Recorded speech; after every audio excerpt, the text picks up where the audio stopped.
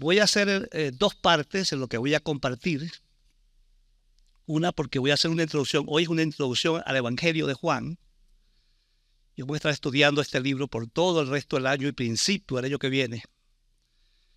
Y voy a hablar primero de los evangelios, qué significan los evangelios, la importancia de los evangelios en la Biblia, un momentico breve. Y luego voy a entrar al Evangelio de Juan con sus detalles para animarles a todos ustedes a ponerle corazón en el aprendizaje de este libro. Espero en el Señor que el libro sea, el Evangelio de Juan sea una bendición extraordinaria para nuestras vidas. Y ya verán por qué. Porque el Espíritu Santo quiere que enseñemos en este tiempo el Evangelio de Juan. Muy bien. Voy a leerle Lucas 1, 1 al 4. Y vean lo que dice el evangelista Lucas, uno de los 4 escritores de los evangelios. Él dice lo siguiente: muchas personas han intentado escribir un relato de los hechos que se han cumplido entre nosotros. Se valieron de los informes que circulan entre nosotros, dados por testigos oculares, los primeros discípulos. Después de investigar todo con esmero desde el principio, yo también decidí escribir un relato fiel para ti, muy honorable Teófilo, para que puedas estar seguro de la veracidad de todo lo que te han enseñado. Si hay 4 libros que nos dan certeza de que Cristo es una persona histórica, una persona real, y que Dios mismo en la persona de Cristo pisó la tierra, son estos 4 testimonios que los evangelios nos presentan. Ponga mucha atención que los evangelios son los relatos de la persona y la obra de nuestro Señor Jesucristo. Son 4 libros de la Biblia que son llamados evangelios, oiga bien, pero no son 4 evangelios, son un solo evangelio en 4 versiones. Estén bien claros sobre eso. Cada evangelio tiene su propio propósito, ¿ok?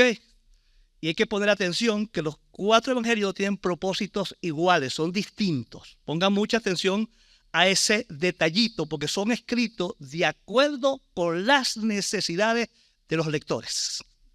Y los 4 evangelios son dirigidos a 4 localidades y grupos de personas distintas. Amén. Así que el propósito general del evangelio es anunciar que Jesucristo es el único Salvador y Señor de la humanidad. Téngalo siempre presente.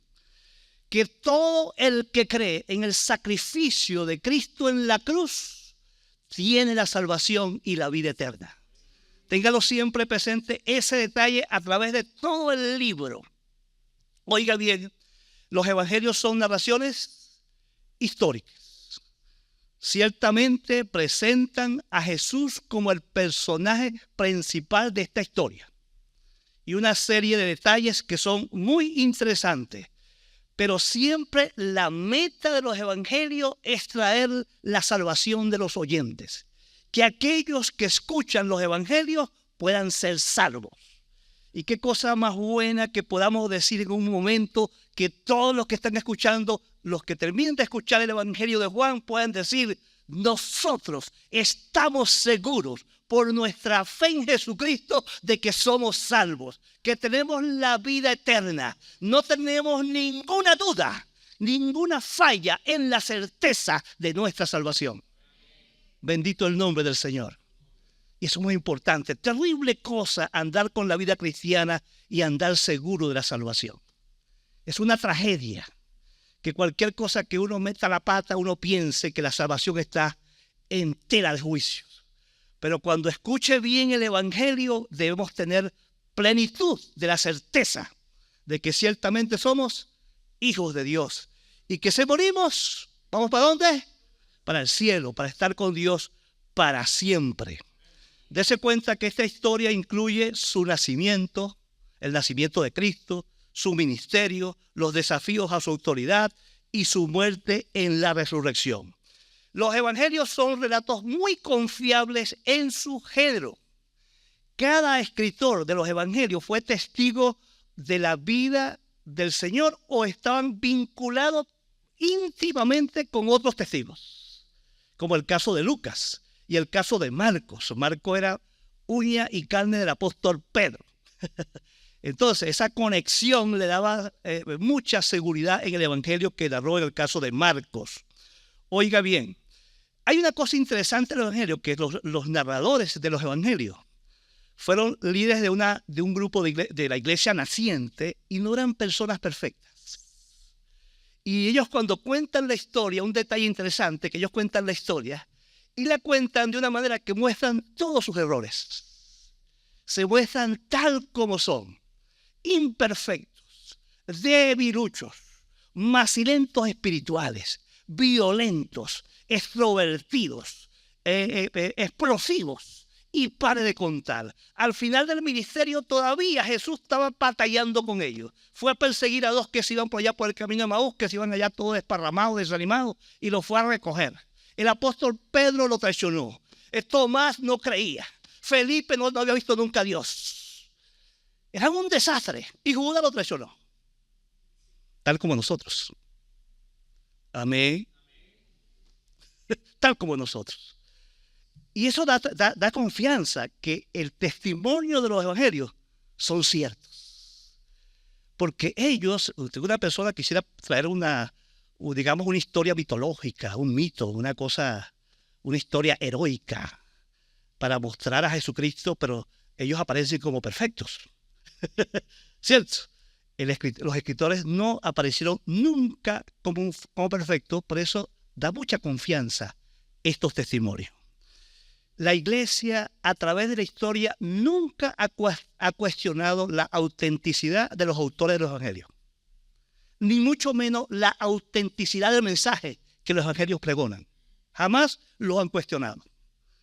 No hay evidencia que puedan dudar de que estos evangelios son completamente ciertos. No tengo el tiempo para hablarles cómo los historiadores no creyentes dieron testimonio también de la presencia de Cristo en la historia.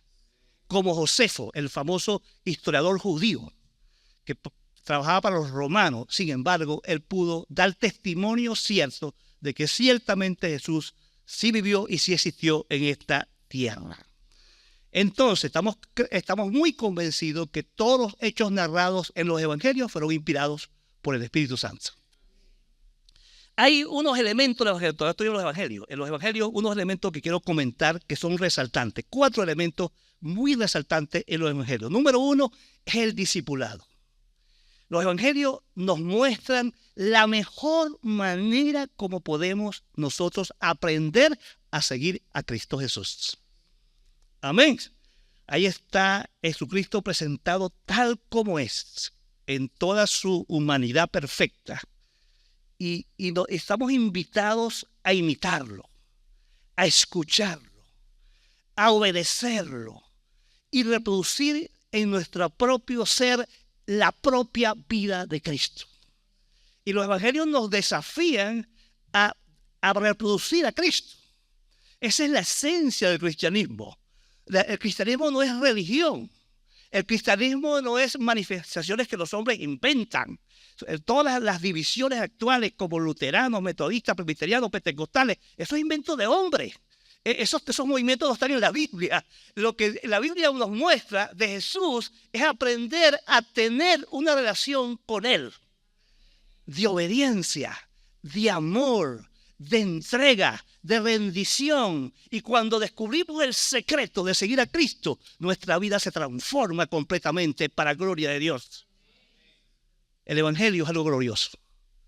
¿Cuándo lo entendemos? ¿Cuándo lo entendemos? Ese evangelio que dice que tú tienes que dejar de fumar, de beber, y te vas para el cielo. Ese evangelio no es el evangelio de la Biblia. Nadie por dejar de fumar llegó al cielo. ¿Está conmigo?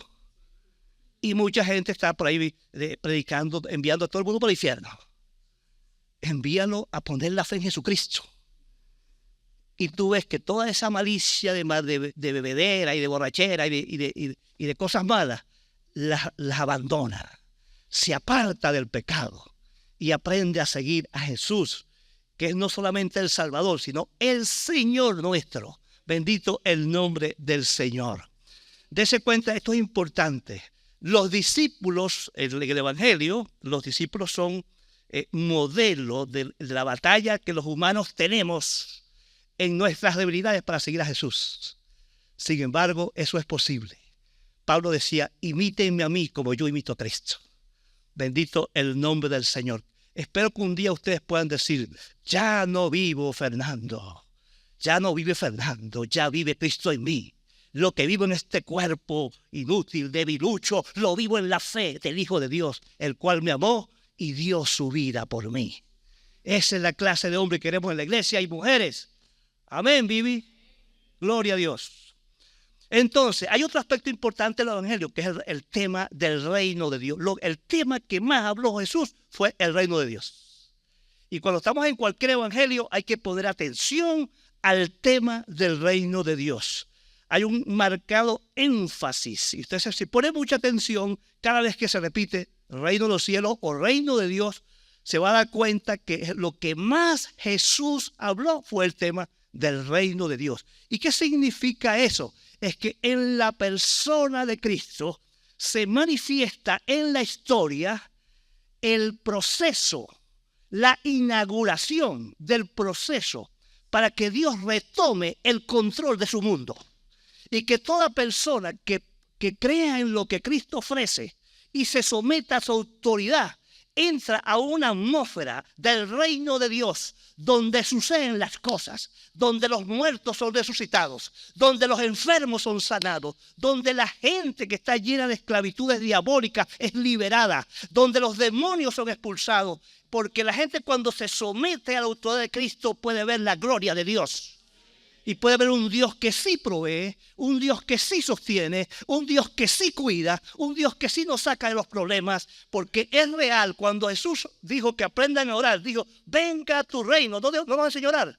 Él quería que uno deseara con todo el corazón sujetar la vida a la obediencia al Rey de Reyes y Señor de Señores. Porque todo aquel que obedece al Rey de Reyes y Señor de Señores tiene vida y vida en abundancia. Bendito el nombre del Señor. ¿Sí vale la pena seguir al Rey de Reyes? ¿Tiene sentido? Ponga atención cuando estudie un evangelio. El tema del reino de Dios. Buscar primeramente el reino de Dios y todo lo demás. La comida, el carro, los cauchos, las ropas, los interiores, el par de media. Vendrá por... Dios te lo va a dar. Amén, pero primero Dios. Eso parece un refrán, primero Dios, pero debe ser una verdad en nosotros. Primero Dios. Eso es lo que significa estar bajo el gobierno del reino. Primero Dios en todo, para que veamos su gloria. El otro aspecto básico del evangelio es la tarea misionera. El desafío que deja Jesús a sus discípulos, a los que aprenden a seguirle, es que esa bendición de la salvación, de vivir bajo su gobierno, libre de opresión, en libertad, salvos hijos de Dios que tienen a Dios por Padre. Eso no podemos quedarnos callados. Tenemos que compartir el mensaje. Tenemos que entender que ese mensaje no es para que nos quedemos allí egoístamente disfrutando en nuestra casa y con 4 gatos en la iglesia. Qué felices somos disfrutando que somos del reino de Dios. No, Dios quiere que nosotros le hablemos al mundo, a toda Venezuela, a donde Dios quiere que nos lleve, que Jesucristo es la única esperanza. Y en los evangelios vamos a notar que el Señor quiere que nosotros seamos todos misioneros. Significa enviados. Y también seamos apóstoles, no como por ahí unos grupos que creen que hay un apóstol en la iglesia. No, la iglesia como un todo es apostólica, enviada a llevar el glorioso evangelio de Cristo hasta lo último de la tierra. Y donde esté un cristiano es testigo de Cristo, con su vida, con su testimonio, con sus palabras, con sus acciones, con su honestidad, con su calidad de servicio a los demás. Un cristiano debe hacerse sentir. Recibiréis poder cuando haya venido sobre nosotros el Espíritu Santo y seréis testigos en Jerusalén, en Judea, en Samaria, hasta lo último de la tierra. No hay lugar donde un cristiano vaya que no alumbre una luz para que otros se salven. Y tenemos que aprender a hablar de Cristo. Y no pensar aquí como algunos, no, el pastor es el único que sabe hablar de Cristo. Todo cristiano tiene que aprender a hablar de Cristo. Y tiene que dar la flojera y la indiferencia y prepararse para dar testimonio de este mensaje glorioso a otras personas. No puede ser que, mira, cuando nosotros pasamos por la vida y no aprendemos y no obedecemos y no hablamos de Cristo, hermano, ustedes son unos aburridos. No disfrutan de muchas cosas espirituales, de muchas bendiciones que uno recibe cuando uno comparte a Cristo con otras personas. Las personas más gozosas en la iglesia son las personas que tienen un corazón para compartir el evangelio. Ese es premio que Dios nos da. Por eso pongamos atención que este evangelio nos va a dar duro para que abramos la boca en el nombre de Jesús. Y el último aspecto que quiero tocar de los evangelios es que los evangelios nos señalan el futuro. Bendito el nombre del Señor. Un Cristo glorificado que va a la cruz, que resucita a los muertos y nos da el derecho de tener vida eterna y luego se va para el cielo y antes de irse dice, voy pues a preparar lugar para vosotros para que donde yo esté, también ustedes estén. El Señor fue a la diestra del Padre, ascendió gloriosamente y está sentado a la derecha del Padre, allá en su trono. Y allá están preparando el momento histórico perfecto para aparecer. En cualquier momento. Dígame, José Gregorio, ¿qué le dije usted yo hace unos minutos ahí? Que estoy listo para encontrarme con el Señor. Ahora me encuentra así bonito, arreglado, preparado. Listo, no solamente cuestión de traje, es cuestión de corazón. Está listo y deseamos todo que el Señor venga. La Biblia promete premiar a todos aquellos que tienen el deseo que el Señor venga. Y el Señor va a venir. Y nos va a dar una tremenda victoria. Maranata.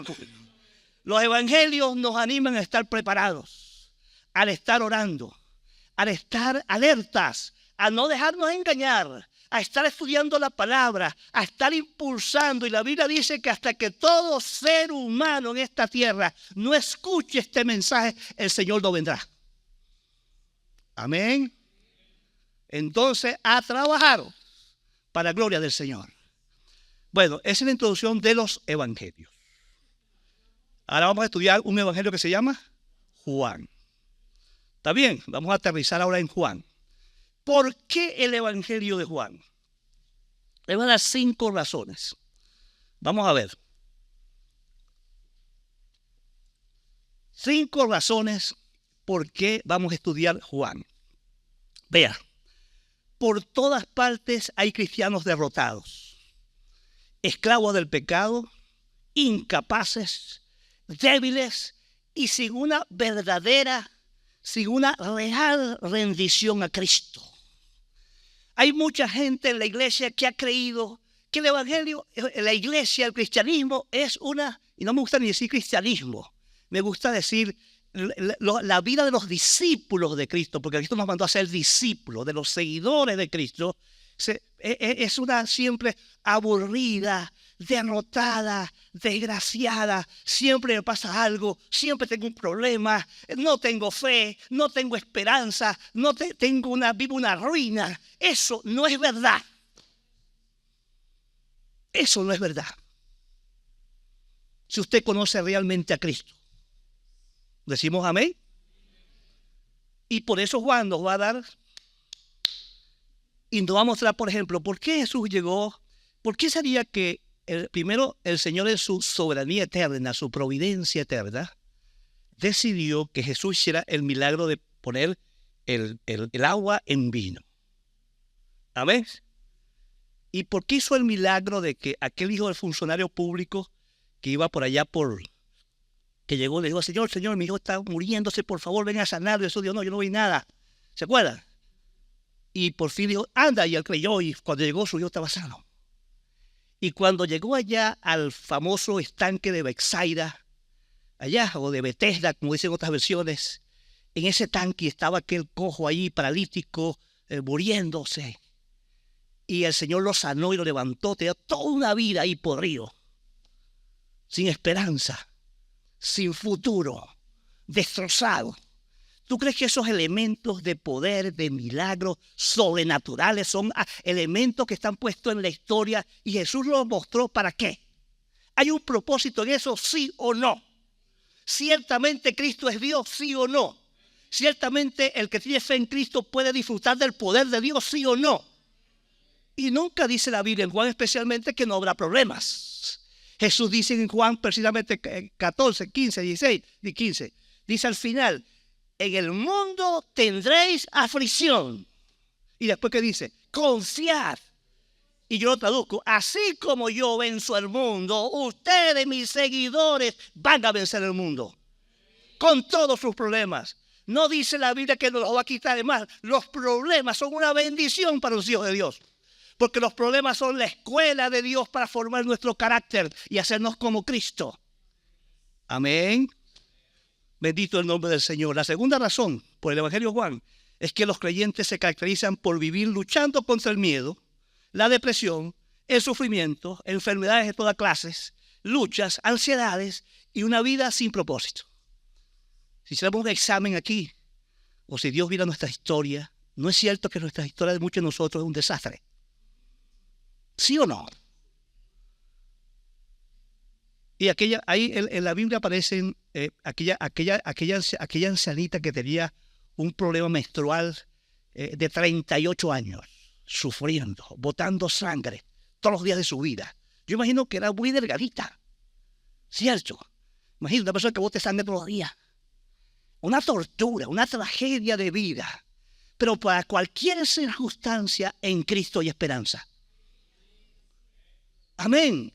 En cualquier circunstancia, en Cristo hay esperanza y queremos que ustedes comiencen de verdad a creerle a un Cristo que es vivo. Que no seamos como los fariseos, que en la presencia misma del Hijo de Dios siempre dudaban, siempre negaban, siempre se oponían, siempre luchaban contra Cristo, siempre intentaban asesinarlos ante el tiempo de Dios. Porque dudaban del poder de Dios, dudaban de su palabra, de su mensaje. Triste fuera que nosotros hiciéramos lo mismo, ¿sí o no? Fuera muy triste. Es de notar, hermano, en tercer lugar, que la condición nefasta muchas veces que tenemos como creyentes, ¿qué hacemos? Nos enfocamos en nosotros mismos. Nos aislamos, nos escondemos. ¿No es cierto? Vemos nuestros problemas como los únicos del mundo. Como los únicos enfermos en el mundo, como los únicos desamparados, como los únicos desgraciados. Y nos vamos para un lado. Y tú sabes una cosa, cuando uno es de Cristo, uno no importa cuánto le duela, hermana Isabel, la espalda, pero a uno le importan los demás. Los demás siguen siendo visibles. Los demás son importantes. Yo recuerdo a mi hermana allí muriendo de cáncer, recibiendo inyecciones de morfina, en los huesos, pesaba en el momento que murió 29 kilos. Había perdido toda la masa muscular. El cáncer, la metástasis la tenía destruida. Y ella quería cantar por un lado, tenía gozo, y otro lado, su dolor no era su problema, sino que su hija, de apenas 3, 4 años, iba a quedar sin su madre. Eso es lo natural, y digo Dios, que le importan los demás. Amén. Tiene sensibilidad a los que sufren. No son apáticos ni insensibles. El cristianismo nos cambia, hermano. Y aunque estemos con dolor, somos capaces de servir a otros. Aunque estemos en aflicción, no nos olvidamos de los demás. Y mucho menos de los que sufren y padecen cualquier dificultad. Bendito el nombre del Señor.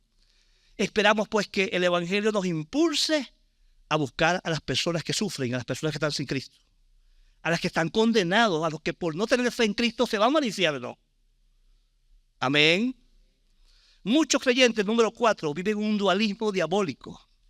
Tienen esa doble vida entre la vida secular y la vida espiritual. Eso no es el diseño de Dios. O estás en la vida, famosa vida, esa palabra secular, esa significa mundana. La vida sin Dios. O estás allí o estás con Dios. Pero no puedes estar con un pie en el mundo y un pie en la iglesia. No se puede. No puedo ser un malandro en el trabajo y aquí un santo, ¿verdad? No puedo ser un vagabundo en la calle mirando a otras mujeres, pero cuando llego a mi casa, mi amor, te amo. Te he sido fiel toda la vida. Mentiroso, hipócrita. He pasado todo el día viendo a otras mujeres. No se puede así. Y muchos han tomado a la ligera el Evangelio de Cristo. Con Dios no se juega. Vean el texto que leí. Que Dios castigó a Israel 200 veces. ¿Por qué lo castigó? Por su rebeldía, por su terquedad. En el libro de Ezequiel, que les acabo de leer para orar, estaba leyendo la lectura y por eso le traje los 2 versículos hasta ahora, esta mañana. Y está ocurriendo que la iglesia, el templo, se había cerrado y Dios le dice a Ezequiel, anda y hay un hueco en la pared y asómate por ahí a ver qué ves allá adentro. ¿Ok? Y dice la Biblia, lea ahí Ezequiel, capítulo 10, capítulo 8, 9, 10, que Ezequiel va y abre el hueco, creo que el 11, abre el hueco y mira hacia adentro y ve aún a los sacerdotes y a las mujeres y a los hombres practicando todo tipo de abominación. Y fue una visión que Dios le dio. ¿Tú quieres ver que este pueblo se merece la bendición? Este pueblo se merece la gloria de Dios. Este pueblo tú quieres que yo le haga milagro, que les dé trabajo, que les dé educación, que les dé buenos techos. Este pueblo, mira lo que están haciendo. Y estaban haciendo abominaciones, cultos a Satanás. Habían construido dentro del templo de Dios, habían puesto ídolos a los demonios, culto a los demonios. Y así querían que Dios los bendijera. ¿Qué pasaría si Dios abriera un huequito en tu corazón y viera lo que pasa entre nosotros? ¿Qué es lo que realmente hay ahí? Ahora mismo. ¿Saldríamos aprobados? Dios tenga misericordia. Esa doble vida no sirve. O le sirves a Dios o le sirves al diablo. Pero no puede estar. Apocalipsis es contundente. Que Dios, ¿qué dice? Vomitará de su boca aquellos que no son ni fríos ni calientes, ni una cosa ni lo otro, unos tibios. Dios no quiere más tibios en la iglesia. Amén. Si yo me muero hoy, profeta hubo en esta iglesia que les habló. Y no olvide, si paga consecuencia por su desobediencia, que Dios le ha hablado hoy. Amén. Dios no puede ser burlado. Si uno de los 8 engaños que vemos en el Nuevo Testamento, los autoengaños, que la Biblia presenta en el Nuevo Testamento, hay 8 tipos de autoengaños, es el autoengaño de creer que Dios puede ser burlado. De creer que Dios nos va a pasar por alto todos nuestros pecados. Si tú eres de Dios, tómate la Ubicatex y sepas que al Padre, al Hijo que ama, azota. Amén. Y cuando nos azote, nos va a doler. Porque nos ama. Y si te escapa, bueno, como dice Hebreos capítulo 12, no eres hijo. Olvídate. No tienes esperanza. Pero si eres de Cristo, sí te va a azotar. Porque el Padre te ama. Amén. Y quinto, hermano, Jesucristo es la única respuesta. Amén. Hay que aprender a seguirle, como dicen los evangelios. Rapidito, el evangelio de Juan, el autor, ya estoy aquí dentro de Juan ahora, el evangelio no menciona a Juan como su autor por ningún lado. Sin embargo, la iglesia primitiva siempre identificó a Juan como el autor. ¿Ok? Todos los manuscritos tempranos, los manuscritos fueron las copias de la Biblia del siglo II, III y IV. Esas copias eran que se llaman manuscritos, hechos en vitela, en cuero, en madera y en papiros. Esos manuscritos siempre decían Evangelio según Juan. El San es nuevo, es moderno, pero originalmente era según Juan. Así que no hay, en la historia de la iglesia nunca ha habido duda que Juan es el autor. Recuerden, por ejemplo, que hay una referencia, que Juan hace referencia a sí mismo 4 veces como el discípulo amado. ¿Qué? Aquel que se recostaba del pecho del Señor. Qué privilegio, qué nota. ¿Ah? Una intimidad, una confianza con el Señor. Amén. Entonces, la fecha de Juan se estimula que está allí entre el 80 y el 90. Es más seguro que sea más cerca del 90. Y acuérdense, cuando se escribió este evangelio, ya habían pasado 50 años de que Jesús había subido al cielo. Y ya la iglesia había pasado 5 décadas y había situaciones en la vida de la iglesia que requerían un evangelio como este para poner orden en el mundo de la iglesia. Cuando fue escrito este evangelio, entonces la situación estaba cambiando para mal, porque empezaron a llegar a la iglesia herejías de cualquier clase, como la del gnosticismo o la del docetismo, de la gente que empezó a creer que Jesús era como un fantasma, no era real, porque no es posible que él fuera humano, así de carne y hueso. Y en Juan vamos a aprender que una creencia básica de lo que somos de Cristo en la iglesia es aceptar con toda certeza que el único ser en el universo que es simultáneamente Dios y hombre es el Señor Jesucristo. Tanto así que el mismo Juan, en 1 Juan dice que una manera de probar quién tiene demonios en la iglesia es que confiese que Jesucristo vino en carne. Y si no lo confiesa, está endemoniado. Lean la Biblia, para que sepan eso que estoy diciendo. Amén. Entonces, el Evangelio de Juan es muy distinto al de Mateo, Marcos y Lucas. Es clase aparte. Tiene un montón de diferencias muy claras. Narra una cantidad de información que los demás evangelios no comparten. Oyen, da nueva información de los eventos que se narran en otro evangelio. Él les pone otros detalles que los otros no dicen. Amén. Por eso Juan es clase aparte. Tiene un mayor énfasis teológico en la persona de Cristo. Ningún evangelio nos describe de manera más magistral y especial a la persona de Cristo como Dios, como lo hace el evangelio de Juan. Amén. Entonces, los temas principales de Juan son la persona y la obra de Cristo y la obra del Hijo de Dios, que es el Verbo, el Mesías, el Hijo de Dios. ¿Se acuerdan que al principio era el Verbo y el Verbo era con Dios y el Verbo era Dios? Se puede traducir en el principio de la palabra, porque Juan está usando el pensamiento griego que usaba el logos, la palabra griega logos, para expresar que el logos es la esencia de todo. Y cuando Juan toma la palabra prestada de la cultura griega y dice, en el principio del logos, está diciendo, Jesucristo es la esencia de todo porque Él es Dios.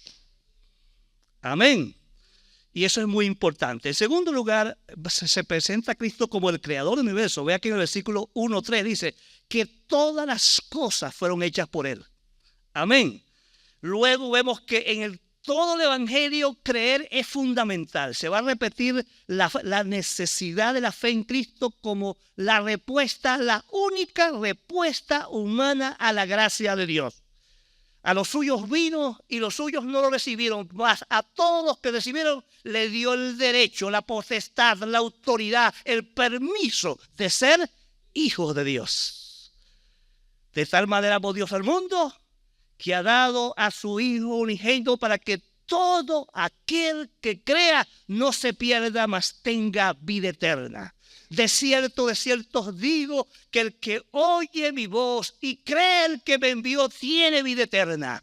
No vendrá más a condenación porque ha pasado de muerte a vida.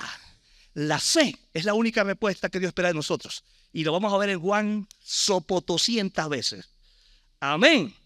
El nuevo nacimiento también aparece, apenas aparece en 2 libros de la Biblia bien explicado el nuevo nacimiento. Juan es 1, el capítulo 3.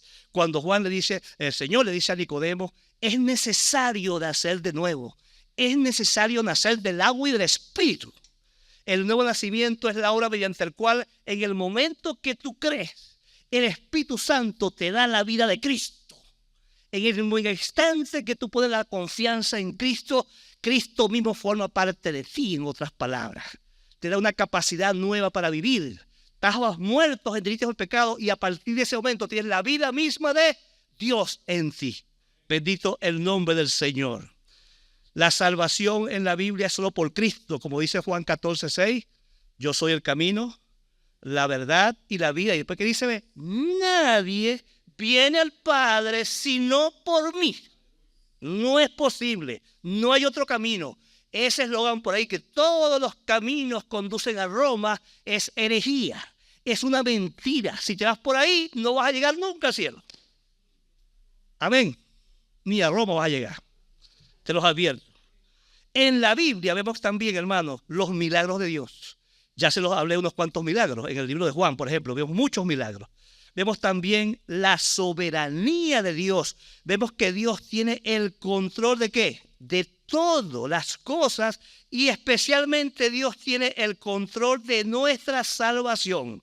Mira que les voy a leer Juan 6, 37, 39 y 44 para que vean esto, cómo Dios, la salvación está solo en las manos de Dios. No depende de mí. Y gracias a Dios porque no depende de mí, sino que depende solamente ¿de quién? De Dios. Le dije que Juan 6, 37. Dice así la palabra de Dios. Sin embargo, los que el Padre me ha dado, ¿van conmigo? ¿Quién lo hizo? Vendrán a mí y jamás los rechazaré. ¿De quién depende que yo fui al Padre? Del Padre. En su soberanía, Él me atrajo. Voy a 39. Y la voluntad de Dios es que yo no pierda ni a uno solo de todos que Él, ¿quién es Él? El Padre me dio, sino que los resucite en el día final. Bendito el nombre del Señor. Todavía queda uno, el 44, porque vamos a gozar con Juan. Pues nadie puede venir a mí, a menos que el Padre, que me lo traiga el Padre, que me envió, y yo lo resucitaré en el día final. Bendito el Señor. Entonces, ¿de quién depende la salvación? Absolutamente ¿de quién? De Dios. Y si Dios le plació buscarnos y darnos la salvación, hermano, ¿cómo no le voy a adorar? ¿Cómo no le voy a servir? ¿Cómo no le voy a honrar? Yo no lo busqué, Él me buscó. Dios merece mi adoración. Dios merece mi culto. Dios merece que yo esté aquí con una alegría, un gozo, un deleite, porque esa es su voluntad. Amén. Y seguimos en Juan. La interacción entre vemos en Juan, hay montones de ejemplos cuando los fariseos y los judíos se levantan para apedrearlo, para matarlo, para perseguirlo, para hacerle la vida chiquita a Jesús todo el tiempo. Vamos a ver que este evangelio muestra más que todos los demás evangelios la pelea de los opositores a nuestro Señor. Amén. Y la vida y la muerte está en Juan. Sí, en él estaba la vida, y la vida era la luz de los hombres. Así está en la Biblia. Van a ver ese tema constantemente. Vida y muerte, luz y oscuridad. Lo van a ver también el tema luz. Yo soy la luz del mundo.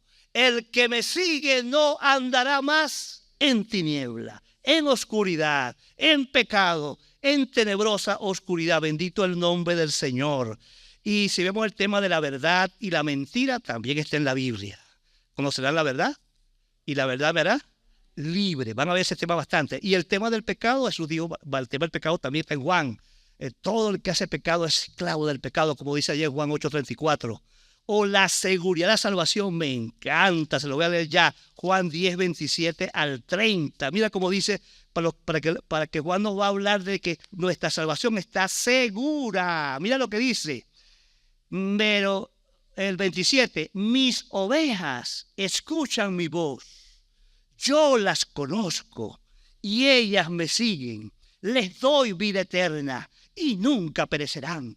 Nadie, grite conmigo, nadie puede quitármelas, porque mi Padre que me las ha dado, y Él es más poderoso que todos. Nadie puede quitarla de la mano del Padre. El Padre y yo somos uno solo. Ahí está la firma, la rúbrica final, el documento de propiedad que tengo la vida eterna. está firmada por el Padre y el Hijo. ¿Lo vio en la Biblia ahí? ¿Vio la firma ahí? ¿La vieron? En la Biblia está la firma, no sé la suya. Ahí está la firma del Padre y el Hijo. ¿O no? Mi salvación está segura. Y que Juan nos va a ayudar a tener esa confianza. Amén. No hay un evangelio que hable mejor del Espíritu Santo que Juan. Y nos va a enseñar que Cristo nos dijo, yo no lo dejaré huérfano, vendré a vosotros. Le enviaré al otro que es como yo. El Consolador, el Paracleto, el Espíritu Santo, el cual vendrá y morará en ustedes y estará en ustedes para siempre. Ese Espíritu Santo les guiará, les recordará, les enseñará toda la verdad. Bendito el nombre del Señor. Acuérdense que hay 25 ministerios del Espíritu Santo que están al servicio de los creyentes. El libro de Juan nos va a animar a aprovechar el recurso más grande que tienen los cristianos, el Espíritu Santo. Bendito sea el nombre del Señor. Y termina la lista de temas, no, me quedan dos todavía. Las dimensiones de la gracia salvadora de Dios se muestra en los 7 yo soy.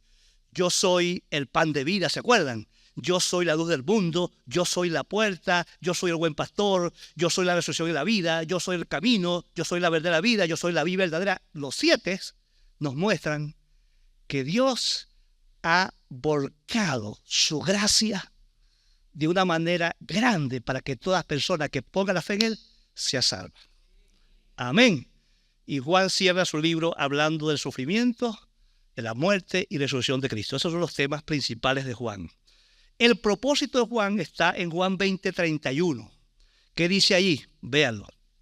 Juan 20:31 dice así: pero estas cosas se escribieron para que ustedes continúen creyendo que Jesús es el Mesías, o sea, el Cristo, el Hijo de Dios, y para que al creer en Él tengan vida por el poder de su nombre.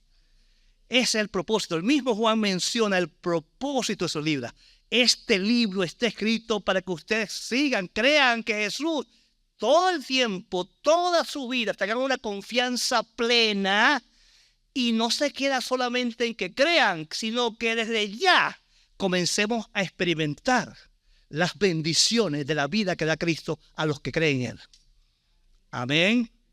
Entonces, mis hermanos, cerramos, aterrizamos. ¿Cuáles son los beneficios de estudiar este evangelio? Y estamos aterrizando. Número 1, fortalecer nuestro entendimiento sobre la divinidad de nuestro Señor Jesucristo. Juan nos va a presentar que Cristo es persistente, que es creador, que es dador de la vida, que es omnisciente, que es poderoso, que es soberano, que es salvador. Juan es intensamente y profundamente cristológico. Quien no aprenda de Cristo estudiando Juan, bueno, no lo estudió. Porque aquí está presentado Cristo como ningún otro evangelio lo presenta. Amén. El otro beneficio, mejorar nuestro conocimiento acerca de la manifestación humana de Dios en la persona de Cristo. Cristo asumió la naturaleza humana voluntariamente para ofrecer su vida en sacrificio por los pecadores. Él es el Cordero de Dios que quita el pecado del mundo. Sepa que en el propósito eterno de Dios era imposible que pudiésemos ser salvos a menos que alguien inocente, como Cristo, su Hijo, se hiciera humano y fuera a la cruz por nosotros. Pero eso no se queda ahí. La encarnación de Cristo, como dice Juan 1:14, y el Verbo se encarnó, se hizo carne y habitó entre nosotros. Y nosotros vimos su gloria, gloria del unigénito lleno de gracia y de verdad. Ese Cristo que se hizo humano, Él vino, como dice el libro de Hebreos magistralmente, Él vino a esta tierra para padecer cualquier cosa que los humanos padecemos. Y dice la Biblia que fue probado en todo, pero sin pecado, para mostrar que sí es posible, creyendo en Dios, vivir una clase de vida diferente, santa, para gloria de su nombre. Y de una cosa, apréndase que cuando estudiemos esto, vamos a tener aplicaciones espectaculares. Cuando Cristo está en el cielo, que sufrió palo, que sufrió la cruz, que sufrió por nosotros, que llevó, persecución, herida, azotes, no sé cuántas cosas. La Biblia dice que pasó de todo, dice la Biblia, pero sin pecado. acuérdese que ese Señor que entiende muy bien nuestros padecimientos. Amén. Y la Biblia dice que está allá a la diestra del Padre intercediendo por mí y por ti. Y aunque tú seas un mediocre cristiano que ni oras, Cristo ora por ti. Cristo ora por ti. Y si oras y oras mal, el Espíritu Santo ora por ti. Qué grande es la gracia de Dios. Por eso no podemos quitarle ningún mérito a Dios. Todos los méritos son de Dios. Y nuestra vida debe estar más bien agradecida a ese Dios tan grande que tenemos nosotros. Entonces, hermano, ese es el segundo. El tercero es conocer la persona y el poder del Espíritu Santo en la salvación, como en su presencia continua en la vida de cada creyente para hacer posible una vida victoriosa. Sin el Espíritu, oiga bien, mientras usted esté pecando como un loco, como una loca, quiero decirle que mientras se mantenga pecando, es imposible que el Espíritu gobierne su vida y usted pueda disfrutar, saborear lo que es la vida cristiana victoriosa. La vida que produce amor, gozo, paz, paciencia, benignidad, bondad, templanza, mansedumbre. Esa vida solo se disfruta con la persona que se aparta del pecado. Quien se aparta del pecado y decide vivir en obediencia, el Espíritu lo llena y le da la vida abundante que Cristo prometió. Dice su palabra que los que creamos y vengamos con sed y desespero con el Señor, de su interior correrán ríos de agua viva. Amén. Bendito el nombre del Señor. Este tema va a ser fundamental y el otro tema es comprender claramente que la salvación es una obra exclusiva de Dios, es por gracia, nunca por obra, nunca por portarse bien.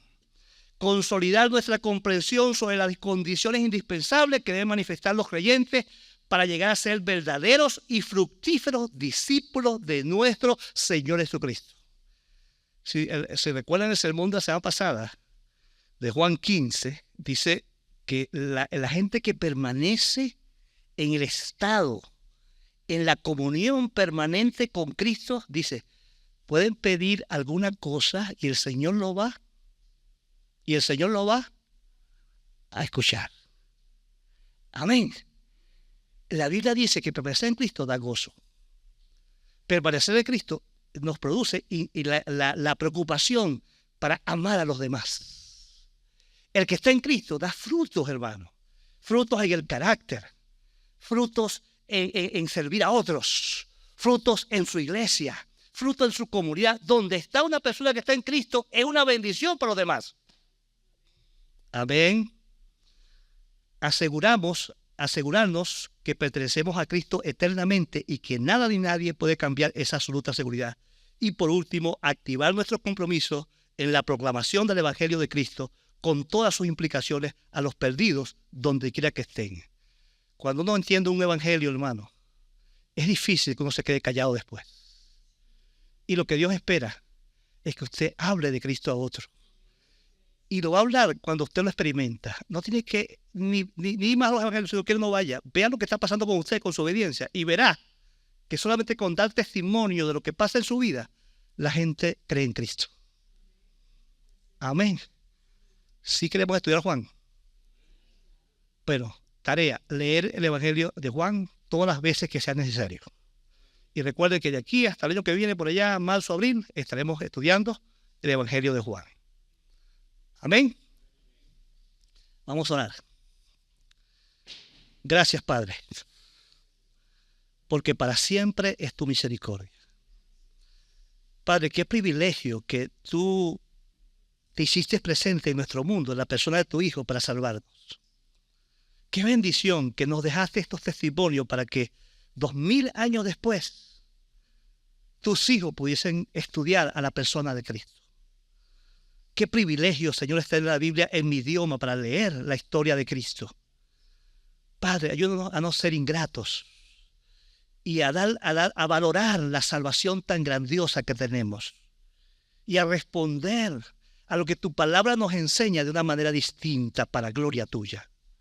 Muchísimas gracias, nuestro Dios, por Juan y por su evangelio y por nuestra iglesia. Ayuda a nuestra iglesia a serle fiel a tu palabra y que tu pueblo tenga un apetito, como dice el apóstol Pedro, Desead como niños recién nacidos la leche espiritual no adulterada, para que por ella crezcáis para salvación.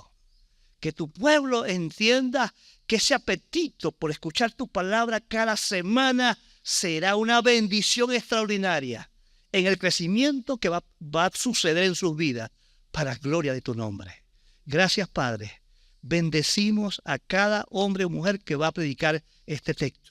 Lo entregamos en tus manos, en el nombre de Jesús. Amén. Muchas gracias, hermanos.